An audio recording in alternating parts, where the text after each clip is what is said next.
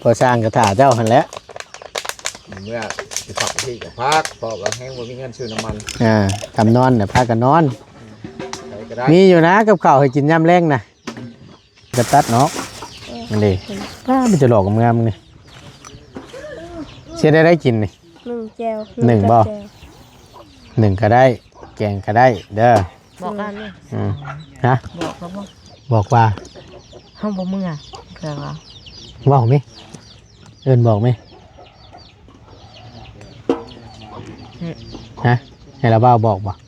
จะบอกก็ได้พญายาว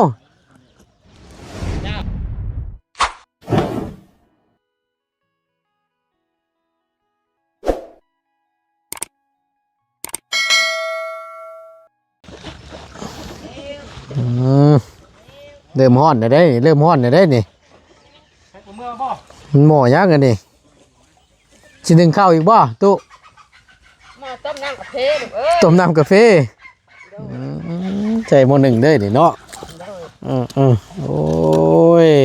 เอาซุ่มก็ให้ก้อนฉันไผสิกินนะตั้งตู้แม่บ่โดยกินกาแฟบ่เจ้ากะโดยว่าเด้อกาแฟยังกันนะกาแฟกินนะลูกบ่ได้เนาะเอาฉันจูไผ่ให้ก่อนเนาะบ่ได้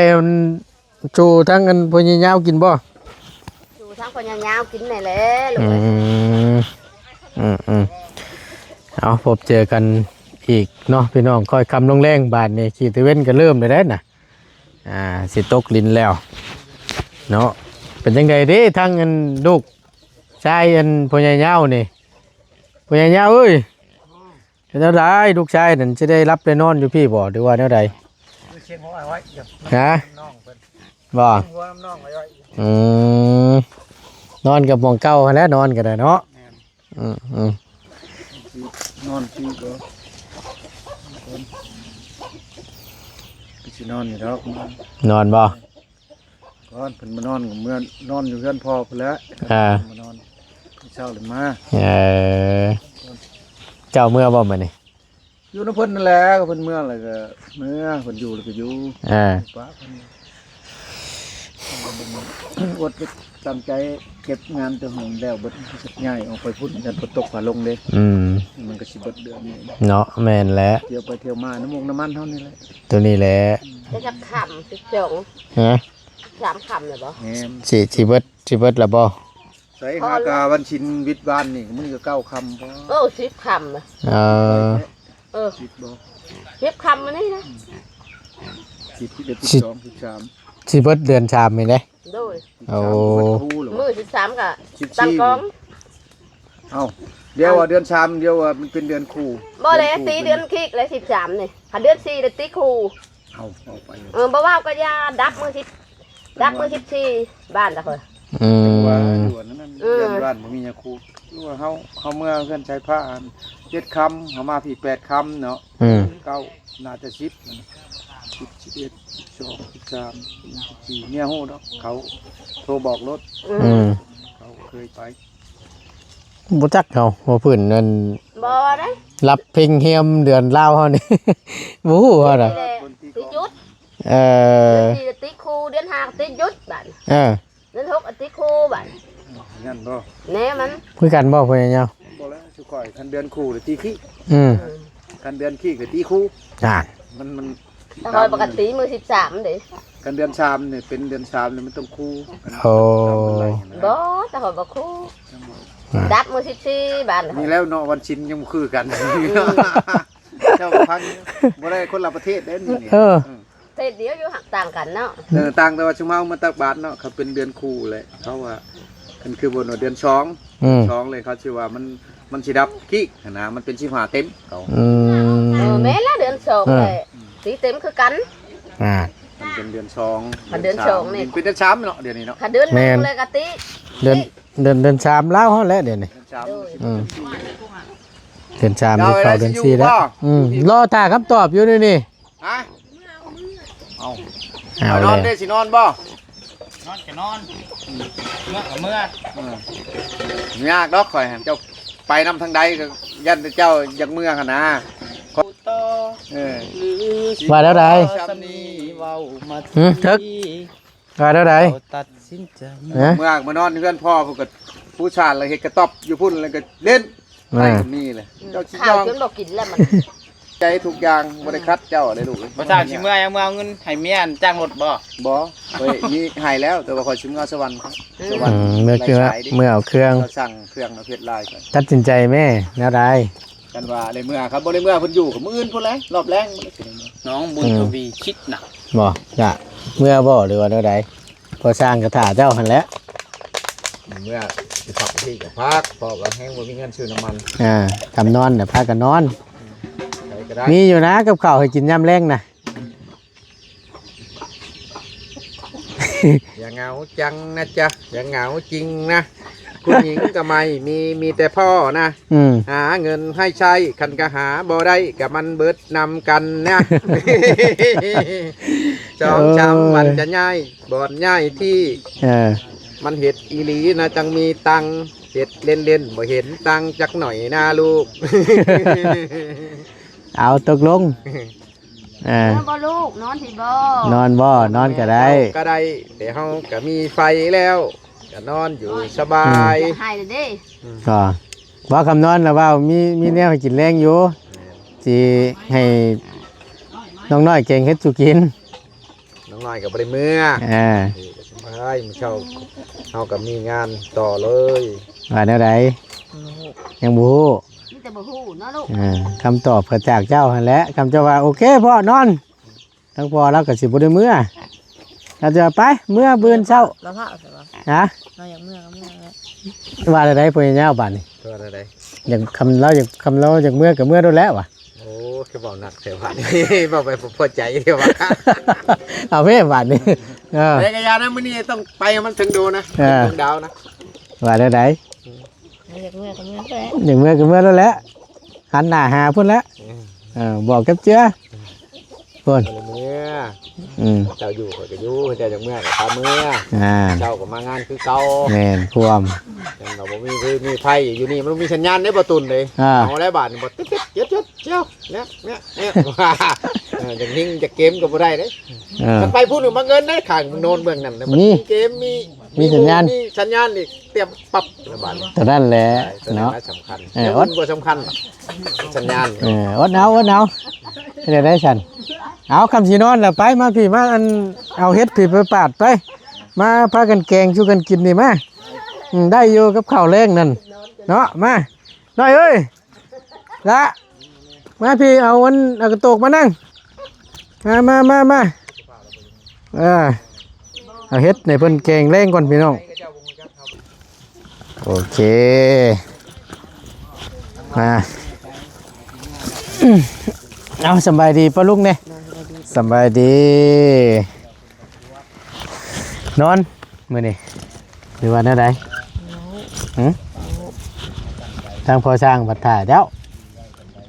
พังเบิ่งลูกชายนี่แหละว่าซั่นถ้าลูกชายเมื่อก็เมื่อถ้าลูกชายนอนก็นอนว่าซั่นเมื่อแล้วบื้นมาไหมสิวะหรือว่าแนวใดฮะยังบ่ฮู้อยู่ตัดสินใจแหละพวกบ่ทันคำนี่ มาที่เมื่อหอมเจ้าบ่ ฮะ มาที่เมื่อหอมเจ้า สรุปแล้วเมื่อแม่นบ่บ่เมื่อสินอนบ่ นอนก็ได้ นะ นอนก็ได้ นอนก็ได้บอกพ่อเจ้าแหละนะพอดีทั้งประตูนเซตนั่งผ้ามาพี่น้องเลยเตรียมไว้ว่าให้เพิ่นตัดตีนมันออกเลยผ้ากันแข้งมีดอกงามๆเนาะมึงนี่มึงนี่ ถุงละโลนี่ถุงละโลมันจะหลอกงามๆหนึ่งจำเจียวกับแซ่บเนาะ กินกับป่นป้าได้ หนึ่งเนาะปนปลานี่โอ้งามได้นี่นะ เฮ็ดจะซื้อจะพัน ฮะ ตรงจะพัน ถุงหนึ่งนะถุงหนึ่งถุงละโลเป็นขายถุงหนึ่ง25,000กีบนี่ โลนึงมัน โลหนึ่งถุงละโลนี่นะ จะพันอะไรโลนึง ฮะ โลจะพัน โล25,000 อาหารนึง โดยบางหนึ่งอิงตามมีหวังแต่เฮ็ดมันออกหน่อยออกลายกับสิแพงเฮ็ดมันออกอย่างยากสิแพงเฮ็ดมันออกลายกับสิถึกแน่ ปลา มาโลดเอามานี่เอาเท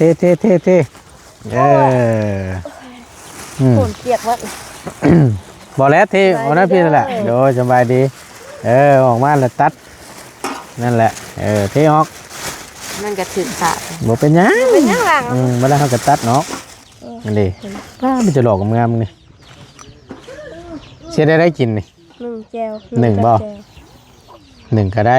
แกงก็ได้เด้อ บอกกันนี่ ฮะ บอกแล้วบ่ บอกว่า เฮาบ่มึงอ่ะเพิ่นว่า บอกไหมเอิ้นบอกไหมฮะให้เราบ้าบอกบ่ จะบอกก็ได้ พญายาว เจ้า ไล่คำตอบแล้ว ลูกชายเจ้าว่าบ่เมื่อเราสินอนอยู่พี่ว่าซั่น ดีใจน้ำแล้วบอก โดย ให้พ่อเมื่อบอก ให้พ่อเมื่อเนาะแล้วจอดมันไปนั่งให้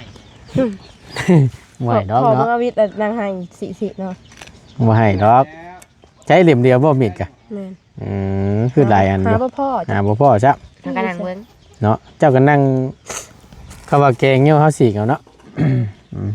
บอกกับแกงก็แซ่บกันได้สดน้ำ บ่โทษ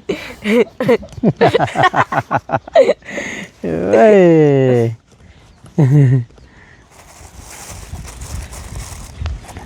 นอนตั้งนึงน้อยก็บ่ได้เมื่อเด้นอนเป็นหมู่เด้บ่ได้เด้เนาะมีหยังคือสิว่าส่งสายตาเป็นตาย่านแท้หมอนี่ส่งสายตาเป็นตาย่านแท้ นี่หยัง บ่มีแบตนะ มาแบตเจิงเดือยอยู่แล้ววะ แบตเราแบตเฮา92 โอ้ยสบายสั่นก็ว่านั่นน่ะ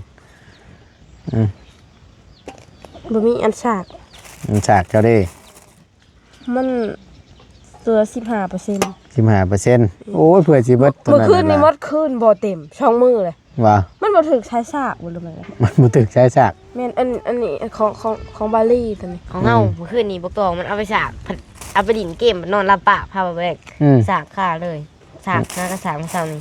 ได้อันจะเท่าไหร่วะ50หนูอ่ะฉันเปิดตัวก็เต็มร้อยเลยวันนี้สากเต็มร้อยเอาไปสากอย่างหวนนี่ ต้องอันนั้นเนาะต้องฉากให้มันเต็มสติงก่อนจังมาฉากโทรศัพท์มันจังได้หล่น เครื่องสากตอนมื้อหนึ่งกับคืนหนึ่งเต็มเลย นี่คือการมันมัดถักเนาะ ชามื้อ4มื้อยังบ่มืด จักชื่อใช้ฉากอีกบ่ ชื่อใช้ฉาก นี่แหละมันบ่เข้าเลยจ้ะ บ่า ช่องมือแล้วบ่เข้าฉาก ก็แม่นเฮาลงเอาใส่สากเหมือนบ่ได้เข้าจักดิ ของเจ้านะ เฮาสากไปชั่วโมงบ่เข้า คือกันบ่ ใช้สากเองสากบ่โดนก็เข้า ดอกใหญ่ๆเขาก็สีกน้ำก็ได้มันจังชุกไว้ มื้อนั้นเฮานั่งเลยสากลิ้นเนื้อบ่สากนี่เป็นชั่วโมงยังบ่เข้า บ่ เพราะว่าเป็นปลาไข่บ่แม่นอะไร เป็นใช้ฉาก เลย ยังเราบอกไปน่ะนอนตาหมูมาก่อนจึงกินว่าซั่นสิแยกเอาให้ก่อนนี่ตัวนี้ยังอยู่แกงใช้ไปตู้นี่ก็แซ่บเล ชิ ย เมื่อยังยืนอยู่ นะ ชิเมื่อพันยังยืนอยู่ หมดแล้ว จับเจือบ่มั่นใจบ่นอนเนาะโอเค กลางทามแล้วเรื่องเราชิเมื่อแล้วก็ยังยืนอยู่ เอาเราทันในมือวะ ว่าชิเมื่ออะไรได้ เราทันในมือวะ ผู้สร้างเจ้าชิเมื่อเจ้าก็ยังยืนอยู่เจ้าถ้าว่าเจ้าชิเมื่ออะไรเจ้าก็ยังยืนอยู่นั่นนะเจ้าว่าเจ้าชิเมื่ออะไรเจ้าก็ยืนอยู่ ย่านเนาะไม่ย่านเนาะ ชิเมื่อพันยังบ่เมื่อเลย เด้ผู้ชาวแชทมาอยู่จักผู้ชาวไผ มาเวลาอยู่แล้ววันนี้ ยอกอะไรบืด ผู้สาวมันจะใช้เนาะมีเตือนจะนอก มี บิ่งเด้อน้องเด้อแอบเลยต้มข้าวให้กินเด้อยันว่าจะกินข้าว ค่าแรง ค่าแล้ว ค่าแล้วว่ะ จักแนวสิเฮ็ดเด้อ บ่ให้เด้อคือแอบพ่อครั้งแรกละง่องมื้อไหนก็เจ็บหัวว่ะไปมุนจักมุนฮอดขาอันนั้นแอบแม่เหี่ยวเดือดเช้าแล้วบาดนี้ก็ดีพักผ่อนเลยเด้เงาหาหมูก็ดีเบิดคืนเลย ได้เลยเด้ นอนเต็มที่แล้วมื้อแรง ได้แล้วนั่นก็ได้เนาะ โอ้ย โอ้ยกับเพิ่นมั่นใจว่าเพิ่นสินอนนี่เชื่ออยู่ แม่น เนาะคำว่าสินอนนี่ก็ว่าเพิ่นว่าลังเลอยู่หั่นแหละเพิ่นนั่นน่ะ ของเพิ่นบ่หรือของไผนี่คือขัดคักแท้ ของเฮา ของเพิ่นอยู่ไสเนาะ ของ ก็ มัน หายืมกันบ่ นะของเราบ่าวก็สิเบิดกันแล้วหน่อยเดือน34ของบ่าวยาเลยซะ จักแล้วเฮ้ยตามแล้วพุ่นแล้วว่าเดือนเท่าไหร่ 50นึงของเฮา โอ้ยฉากนู้นคนนี้แล้วฉาก50ทำจังเอาเลี้ยงหมดอ๋อยืมฉากน้ำเบาพี่นี่แล้วให้เกิดฉากกันแหน่เจ้าก็ดี เพราะว่า ของเฮาก็สากเบิดมื้อนะบ่ได้พาบ่แบ่งกัน เฮาไป ขี้ สากบดมือเฮาสากมาแทนแซ่ ขี้ห้างเฮานี่แหละจักมันสิแตกจัวย่ำใดเลยพี่น้องเอ้ยนั่นก็ติ้วนั่นก็ติ้วฮัดไว้อยู่น่ะ ของ คือ เฮา บ่เอารุ่นแบบปิ้นพร้อมบ่ตุน ฮะ แบบว่าเฮาตากบ่เข้าเฮาสาบเข้าก็ปิ้นพร้อมมันสาม เธอทับตายเลย บ่แล้วปิ้น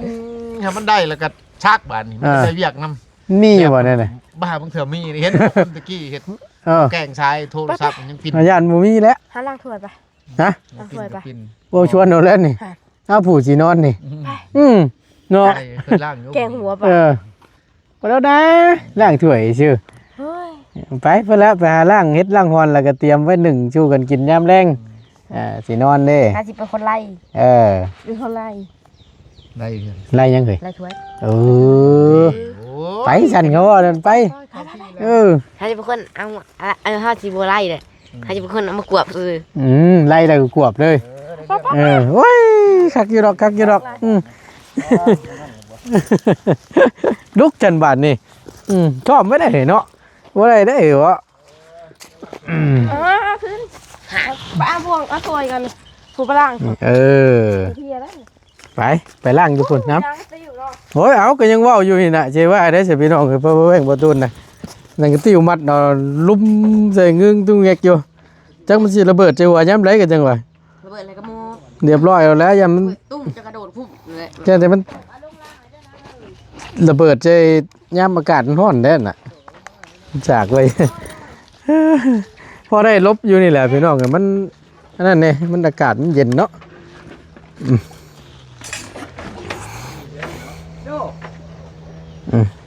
ปล่อยคำลงแรงแล้ว อากาศก็เริ่มเย็นเนี่ย ล่างถ้วยเลย จังบ่ลูก ล่างถ้วยเลย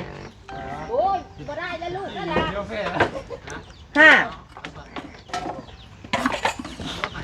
มาล่างเย็ดไอ้เนี่ย ด้วย โอ้ย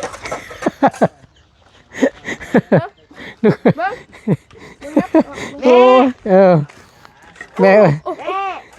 เอาถ้วยเอาถ้วยเอาบอกอ่ะ ล้างเบี้ยกับเปื่อยหั่นน่ะลูกเอ้ย มาแม่ พ่อสิเป็นไปได้อยู่ว่าลูกเคยใช่มันไม่เท่าดิ ล้างกับเปื่อยหั่นแหละ โอ้ยหัวดิเอา สิได้ไปล่างกับเปื่อย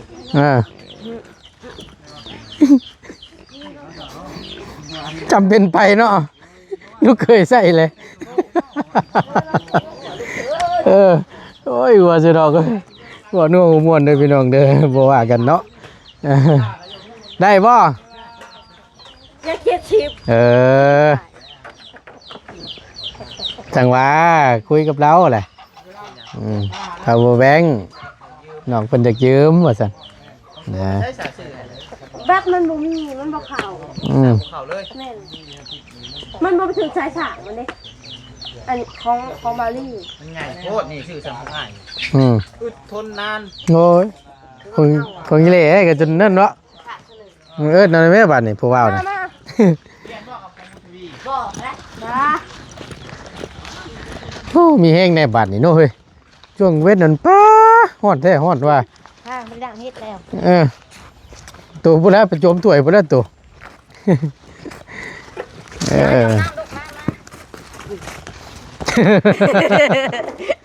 โอ้ย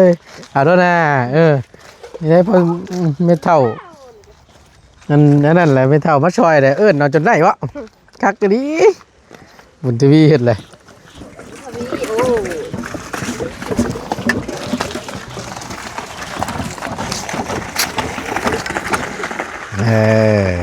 มาแล้วหนึ่งก็ได้แกงก็ดีแกงก็ได้ชดน้ำให้บ้านย่าเอามาฉากของเฮาให้เอายืมเนาะคุยกันแหละตัวก็ถามแล้วเบิ้งเดี๋ยวบอกแล้วมายืมถามแล้วเบิ้งเลยนี่เขาหนังหัวควันเลยเนาะถามแล้วเบิ้งเรากันให้ยืมอยู่แล้วอ่ะโอ้ให้ยืมบ่ดิติรถสอดงามอย่าว่าฉันรถได้เลยล่ะรถได้ได้บ่ได้ได้ตัวน่ะโอ้เห็นว่ากันเนาะรถได้ตัวน่ะเนาะโมเมนต์เดี๋ยวรถประตูตายจังประตูโอ้เรียบร้อยรถของเราจะได้จูงมือรถประตูโอ้ยอย่าว่าฉันกลัวไกลๆซ้ำเห็นว่าก็ได้ที่รถจอดมันได้ก็ได้โอ้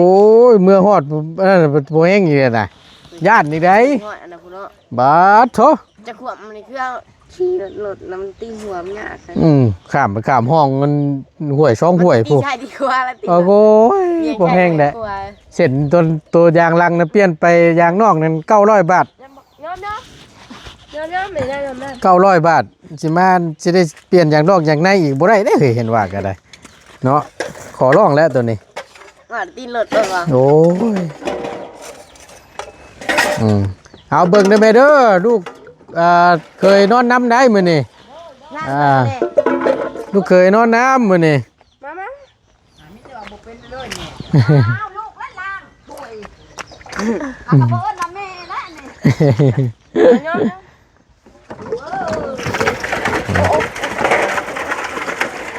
โอ้แห้งดีนี่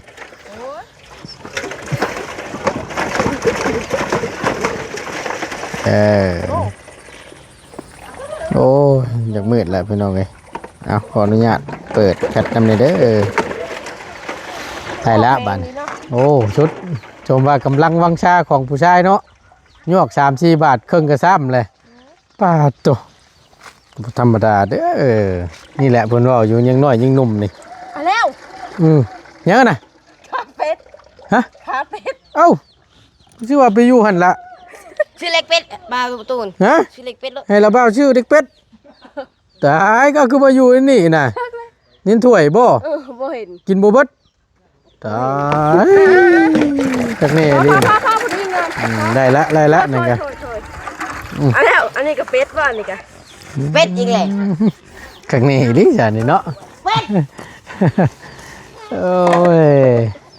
เอาไฟยังบ่ทันหุ่งบ่เฮ้ยถนนมุงเพิ่นบ่หุ่งตะหลอกน้อยอยู่ตะล่างอ่ะเนาะหลอกตัวนั้นน่ะพอได้ดอกนั่นแหละพี่น้องส่องแสงสว่างยามกลางค่ำกลางคืนหลอดไฟโซล่าเซลล์1 หลอดเนาะก็ถือว่าหม้อจอจั่นมาแล้วห้องน้ำน้องน้อยนี่ก็ได้แล้ววิทย์นี่ก็ได้ก็แม่นเสร็จสิ้นแล้วทั้งพอสร้างเพิ่นก็สิได้ย้ายไปทั้งไม้ไปเทือนน้องอูน้องอีพุ่นละบ้านนี้พร้อมกับห้องน้ำไฟยังมันเปิดหามองนอนแล้ววันนี้โอ้ยนะมีแต่ว่าน้องเพิ่นเฮ็ดอยู่เฮ็ดกินว่ากัน1เฮ็ด1 หอนกินข้าวกินน้ำได้แล้วเมื่อแหละเพื่อเดินทางเวาะทางไหนก็ได้บืนก็จังว่ากันบ่ยาวก็คุยเบิ่งแหละมาเคลียร์ก่อนนะเคลียร์บ่เคลียร์บ่ได้แล้วโย่ถามเอาได้เนาะของทั้งง่ายนะเดืออยู่30%ยันจากไปนึงยังเบิดนั่นแหละมันบ่ได้หลายเด้กอมนี่ฮะแพ้เขาลืมเอาแพ้มาแพ้นี่เด้ครับของไผนี่ว้าวส่งไม้บ่น่ะส่งไม้ตัวไผชื่อให้น่ะเฮ้ยบ่เท่าไหร่นั่นล่ะ200,000 200,000เด้อว่า2,500 2,500คักอีหลีซะนี่ส่งยินส่งช่างฮะเข้าหมัก กันเนาะส่งขาตึง เอามันเป็นสไตล์เพิ่นเด้ ของมัน แล้วแต่พูด ผู้ละคนก็ใหญ่แห้งเห็ดพองลางพองลาง เกือกกับขี้พุ่นน่ะติ ยอม บ่ไหวล็อกนั่นน่ะเออ จนมันยืนได้บางโตกะ สุดยอดเลยดิ นี่แหละยอม เอามิตรวานเด้อพากันรับนอนกับเบิ่งกันแหล้วเนาะเบิ่นพ่นยาวๆก็มาแล้ว ประตูส่งยืนเองได้นะเบิ้ง ฮะโอ้ยส่งยืนได้ว้าวเป็นตาย่านจังเฮ้ยฮะ ส่งยืนได้ชัวร์ มึงมันส่งบ่ได้ซักประจักษ์มันแข็งอะนะเบิดพื้นแล้วล่ะเบ้าอ่ะ ชัวร์ ใส่เบิ่งดู ฮะเผาหน่อยติ